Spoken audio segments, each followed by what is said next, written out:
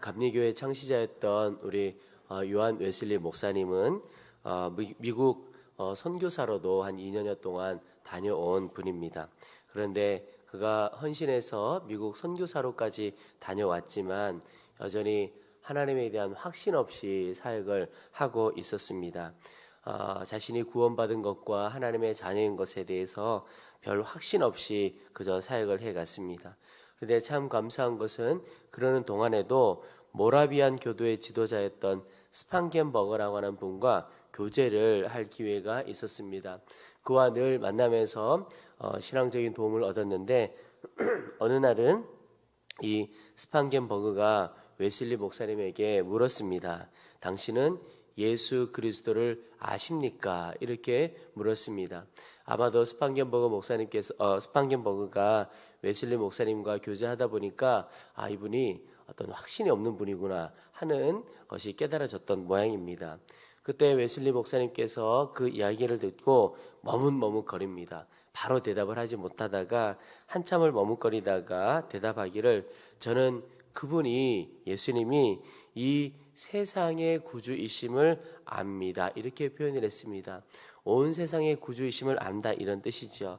그런데 그 대답을 듣고 이 스판겐버그가 아주 핵심적인 질문을 하게 됩니다. 뭐라고 하냐면, 바로 그분이 당신을 구원하셨다는 것을 알고 계십니까? 웨슬리 목사님은 예수님께서 온 세상 구원하셨다는 것, 구주이신 걸 압니다. 이렇게 대답할 때 온 세상 말고 그분이 당신을 구원하셨다는 것을, 당신의 구주이심을 믿고 아십니까? 그때 웨슬리 목사님께서 그분이 저를 구원하기 위해 죽으셨기를 바랍니다. 이렇게 대답했습니다. 너무나 확신 없는 대답이죠. 선교사로까지 다녀왔지만 그런 확신이 없었던 겁니다. 그 이후에 웨슬리 목사님께서 중생의 체험을 하게 되고 완전히 삶과 사역이 바뀌어지게 되는데, 이 웨슬리 목사님의 중생 체험 이전에 이렇게 확신 없는 모습과 같은 삶을 살아가는 성도들이 꽤 많이 있는 것을 보게 됩니다. 오늘 우리 예배하는 우리들 점검해 보기를 원합니다. 나는 주 예수 그리스도께서 나의 구주이심을 정말 믿고 살아가는가? 그분이 나를 사랑하시는 것을 믿는가 하는 겁니다. 예수님께서 나를 사랑하신다는 확신, 나를 사랑하시되 죽기까지, 생명 주시기까지 사랑하셨음을 믿지 못하고 살아가는 성도들이 많이 있습니다. 왜 그럴까요? 하나님의 사랑하심을 나의 환경이나 처지로 판단하려고 하기 때문에 그렇습니다. 많은 이들이 하나님의 사랑을 내 형편 보고 판단하려는 거예요. 내가 원하는 대로, 내가 기대하는 대로 잘 되어지는 것 같으면 하나님께서 나를 사랑하신다고 여깁니다. 그런데 그렇지 않으면, 내가 기대하는 것과 다르고 내가 예상하는 것과 다르게 삶이 되어진다면, 좀 어렵게 되어진다면 하나님 나를 사랑하시는 것이 아니고 심지어 하나님 나를 버리셨다고까지 여깁니다. 이게 얼마나 어리석고 안타까운 일인지 모릅니다. 여러분, 부모님이 나에게 어떻게 해주는 것을 보고 그 부모님이 나를 사랑하느냐 사랑하지 않느냐, 부모님의 사랑을 판단하게 된다면 그 자녀 어떤 자녀입니까? 아직 철들지 않은 자녀라고 여길 수가 있겠죠. 전제가 먼저 있어야 하는 겁니다. 부모님이 나를 어떻게 대해주시는가를 보고 부모님의 사랑을 판단하는 것이 아니라, 부모님은 어떠한 형편 환경 중에서라도 나를 사랑하신다고 믿는 거죠. 그 전제가 자녀가 부모를 향하여 가지고 있는 믿음의 전제이어야 하는 겁니다. 기본이죠. 우리가 하나님은 누구는 더 사랑하고 나는 덜 사랑하고 이렇게 생각할 것이 아니라는 겁니다. 하나님은 모든 사람을 동일하게 똑같이 더 놀랍게 사랑하는 분이시죠.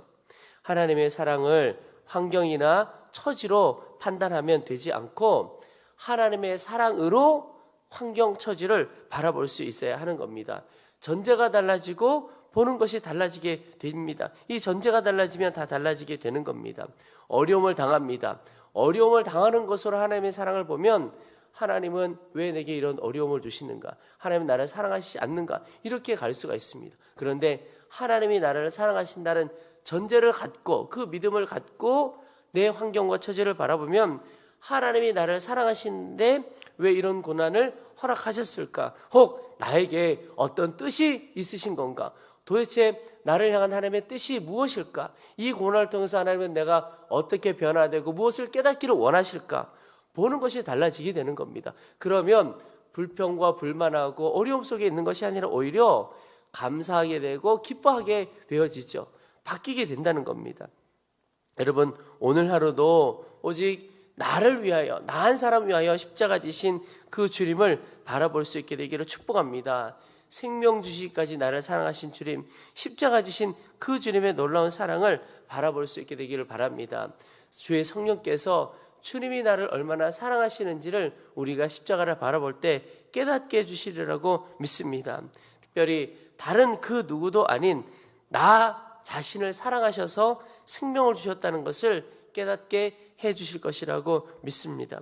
여러분, 주님은 누구를 위해 십자가 지셨을까? 바로 나 한 사람입니다. 그래서 세상에 나 한 사람만 있어도, 아니 온 우주에 나 한 사람만 있어도 주님은 십자가를 지셨을 것입니다. 왜냐하면 죄의 사슬에 매여 사는 나를 살리기 위해서, 살리시기 위해서 그렇다는 것입니다.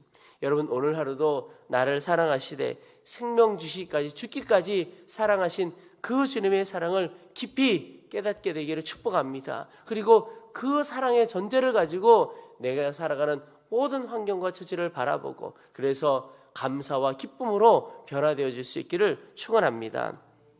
오늘 예수님께서 십자가에 못 박히실 때 지나가는 사람들이 희롱을 하게 됩니다. 오늘 29절 30절에 보면 지나가는 자들은 자기 머리를 흔들며 예수를 모욕하여 이르되 아하, 성전을 헐고 사흘에 짓는다는 자여, 내가 너를 구원하여 십자가에서 내려오라 하고, 십자가 지시는 것을 희롱하는 거죠. 여기에 대제사장 서기관들도 함께 예수님을 희롱합니다. 이렇게 말합니다. 31절에 그와 같이 대제사장들도 서기관들과 함께 희롱하며 서로 말하되 그가 남은 구원하였을 때 자기를 구원할 수 없도다. 여러분, 대제사장과 서기관들의 말이 사실은 예수님을 희롱하는 말이었지만 사실 예수님의 십자가를 그대로 나타내주는 말이었습니다. 그가 남은 구원했을 때 자기는 구원할 수 없도다. 이런 뜻입니다. 세상을 구원하기 위해 자기 자신을 버리신 예수님을 정확하게 표현해 주는 말씀이었습니다. 스스로를 구원할 수 없어서, 십자가를 거부할 수 없어서 십자가 지신 것이 아니라는 겁니다. 예수님은 십자가만이 온 세상의 영혼을 구원하는 길임을 아셨기 때문에 자기 자신을 버려 영혼을 구원하는 길을 가신 거죠. 우리를 너무나, 우리 한 사람 한 사람을 너무나 사랑하시기에 십자가의 길을 가신 겁니다. 여러분, 우리가 십자가 붙들고 산다 이렇게 표현하는데 두 가지 의미가 있습니다. 하나는 나를 살리기 위해 주님께서 생명 버리셨음을 늘 기억하고 살아가는 겁니다. 주의 사랑을 깨닫고 믿고 사는 것, 그게 십자가 붙들고 산다는 것입니다. 그런데 그와 함께 또 한 가지 의미가 있는 것은 주님이 십자가의 길을 가셨던 것처럼 나도 나를 버려 다른 사람을 살리는 인생을 살아간다는 것이 십자가의 인생을 산다, 십자가 붙들고 산다는 것입니다. 하나님의 사랑을 정말 깨닫고 믿게 되는 사람은 우리 자신도 주님이 지셨던 그 십자가의 길을 똑같이 걸어갈 수 있게 되는 겁니다.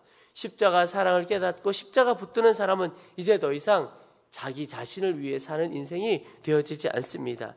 자신이 살려고 하지 않습니다. 자기가 죽어 오히려 다른 이를 살리려고 합니다. 그게 진짜 성도요, 십자가를 붙들고 사는 사람입니다. 우리 순회 선교단, 주님을 정말 사랑하고 놀라운 사역을 하는데 그 선교단체에서 외치는 여러 가지 구호들이 있는데 그 중에 하나가 이런 구호입니다. 나 잡아먹고 너 살아라, 이런 표현을 씁니다. 또 내가 죽어 당신이 사십시오. 이런 표현을 씁니다. 왜 그런 구호를 외치는가? 하나님이 우리를 사랑하시되 그렇게 사랑해 주셨다는 거예요. 주님께서 생명을 버려 주님께서 죽어 우리가 살았다는 거예요. 그 사랑을 깊이 깨닫게 되고 그 사랑에 거하면 거할수록 똑같은 인생을 살아가게 된다는 겁니다. 나 잡아먹고 너 살아라. 내가 죽어 당신이 사십시오. 그 마음으로 살아가니까 정말 그 마음 가운데 주님께서 역사해 주셔서 놀라운 일들을 행하는 삶을 그런 사역단체가 되었습니다.